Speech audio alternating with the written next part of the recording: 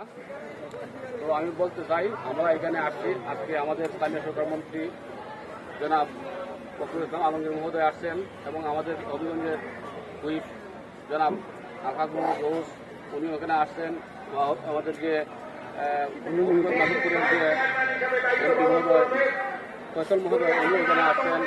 তো আমরা আসার একমাত্র দাবি হইল ওই জায়গায় যে আমরা এখানে বাংলাদেশের গ্রাম পুলিশ বৈষম্য শিকার, আমরা বাংলাদেশের গ্রাম পুলিশ বৈষম্য শিকার হয়েছি এবং আমরা বারবার আন্দোলন সংগ্রাম করেছি। আমরা অনেকেই রাস্তাঘাটে মার খেয়েছি, লাঠিচার্জ পেয়েছি, তারপর আমরা অনেকে জেল কেটেছি আমাদের দাবি আদায়ের স্বার্থে, কিন্তু বারবার আমাদেরকে আশ্বাস দেওয়া হচ্ছে যে আমাদেরকে দাবিটা আদায় করা হবে দেওয়া হবে।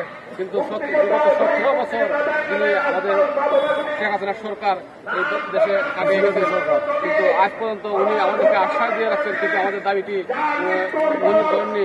কিন্তু আমি বর্তমান সরকার যিনি সুযোগ্য বিগত সরকারের বেগম খালেদা জিয়ার সুযোগ্য সন্তান জনাব তারেক রহমান, উনি বর্তমান বাংলাদেশ প্রেসিডেন্ট, উনি বিএনপি সরকার, ওনার মা যেহেতু আমাদেরকে দেখেছিলেন, আমাদের দাবি আদায় করেছিলেন, আমাদের দাবি মেনে নিয়েছিলেন, এখন বর্তমানে উনি ওনার সুযোগ্য সন্তান এই বাংলাদেশের প্রধানমন্ত্রী হিসেবে বাহাদুর হয়েছেন।